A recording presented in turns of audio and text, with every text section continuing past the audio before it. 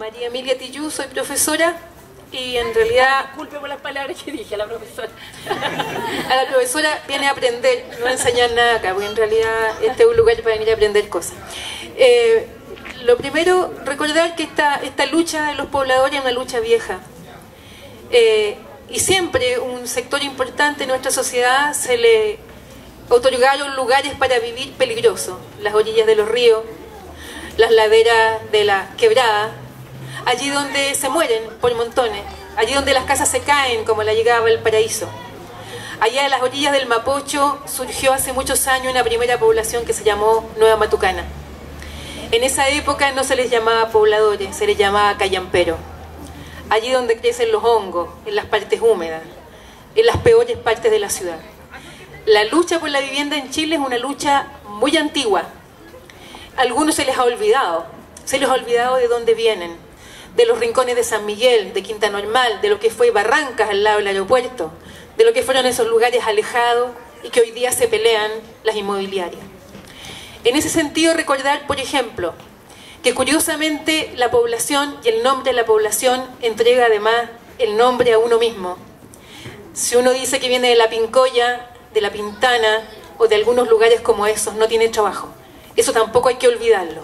La población marca, criminaliza, sella, le da una suerte de configuración definitiva a la persona que viene de allí, como si no fuera nadie, como si fuera una basura. Pienso que no hay que olvidarse de esas cosas. En ese sentido yo pienso que además Santiago es una ciudad súper tramposa. Tramposa por todos lados. Tramposa en el centro, en los viejos barrios de Santiago, Yungay, Brasil, por el lado de Independencia, Recoleta, lugares donde siempre vivieron los inmigrantes, los que vinieron a trabajar en condiciones últimas en la época en que los oligarcas construían sus casas en el centro de Santiago. Hoy día esas mismas casas, esos mismos CITES, esas mismas casonas abandonadas se llenan con inmigrantes, colombianos, peruanos, haitianos, escondidos, ocultos, maltratados. Las casas se queman todas sus cosas, ya a nadie le importa.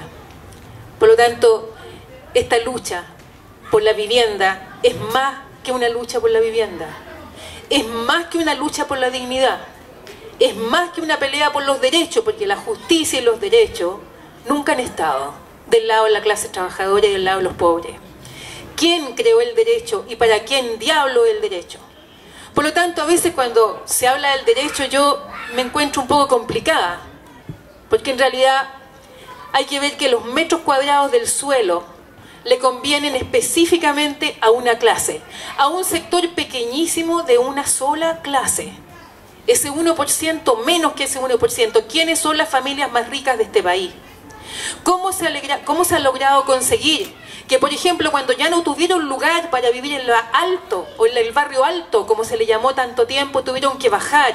Y bajaron curiosamente a Huechuraba, donde antes decir que uno vivía en Huechuraba era una vergüenza, pero ahora se alargaron, hicieron carreteras para llegar directamente al aeropuerto. Es decir, se tomaron los barrios, se tomaron los lugares donde vivía la gente más pobre, se fueron a Colina, se enojaron con la cárcel, con todos los lugares destinados para los sectores más dejados de lado por esta sociedad. Sin embargo, esta lucha no es solamente una lucha de los pobladores solos. Solos no pueden lograr hacer lo que se necesita. Es una lucha de los estudiantes, es una lucha de los profesores, es una lucha de la gente que está en distintas partes, que puede ver lo que le está ocurriendo a la sociedad. Por lo tanto, yo pienso que más que hablar solamente en términos teóricos, que en otros momentos puede ser interesante, hoy día lo fundamental es, por un lado, la unidad de distintos sectores que además por distintas razones están a veces peleados o están a veces en algunos rincones por acá por allá. En segundo lugar, invitar, por ejemplo, a los estudiantes que vengan a hacer sus prácticas de distintas carreras acá, a estos lugares, hacer sociología, psicología, derecho, todo lo que quieran hacer acá, en estos lugares.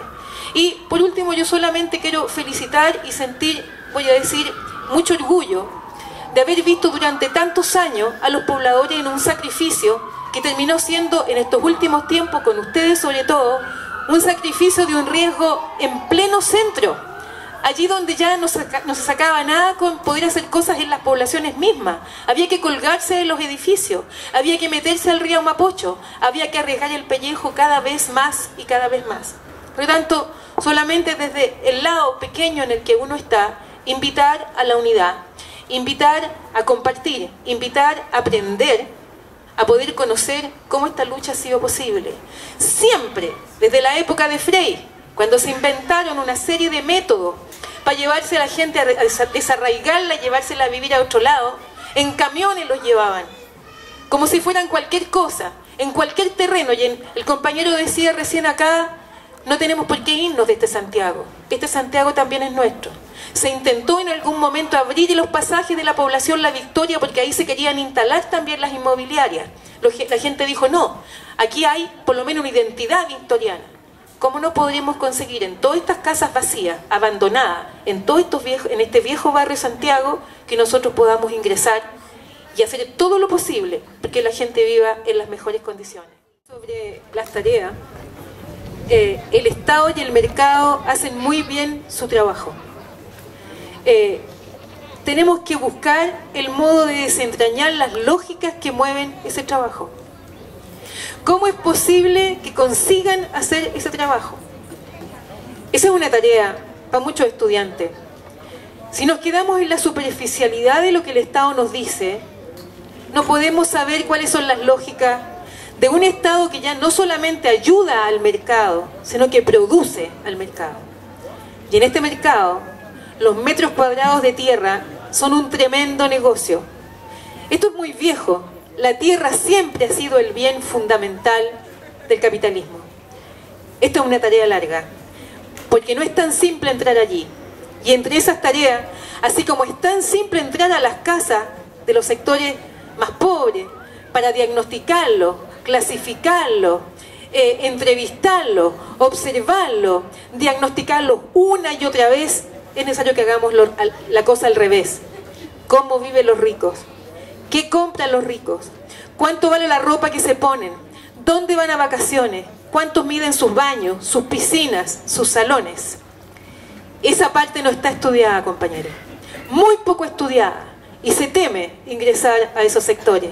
Si no sabemos cómo se produce la riqueza, jamás podremos entender bien por qué se produce tanta pobreza. Eso, muchas gracias.